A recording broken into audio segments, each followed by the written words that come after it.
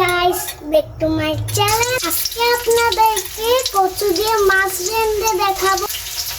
তো এখন দিয়ে দিচ্ছি সরিষার তেলও দিচ্ছি এবং সয়াবিন তেলও দিচ্ছি।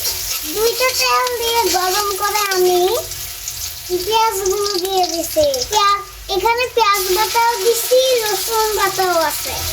এখন পেঁয়াজ বাটাও দিয়ে দিচ্ছি, রসুন বাটাও দিয়ে দিচ্ছি। এখন আমি ভালো মতো নাড়িয়ে নিব।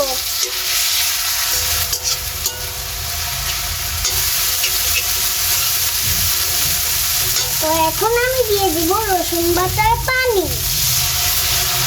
দিয়ে ভালো করে নাড়া দিয়ে দিব। এখন দিয়ে দিব আমি হলুদ গুঁড়ো, ভালো করে মিশিয়ে নেব। এখন দিয়ে দিব ধনিয়ার গুঁড়া, ভালো করে মিশিয়ে নিব। এখন দিয়ে দিব একটু পানি, পানি দিয়ে ভালো করে মাখিয়ে নেব।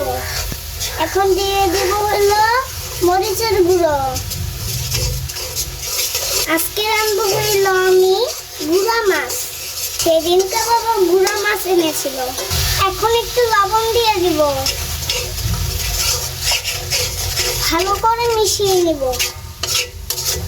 কালারটা কত লাল হয়েছে দেখেন আপনারা।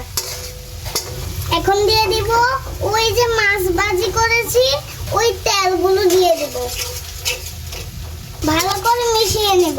এখন দিয়ে দিব হলো কচু, কচু দিয়ে ভালো মতো নাড়িয়ে নেব।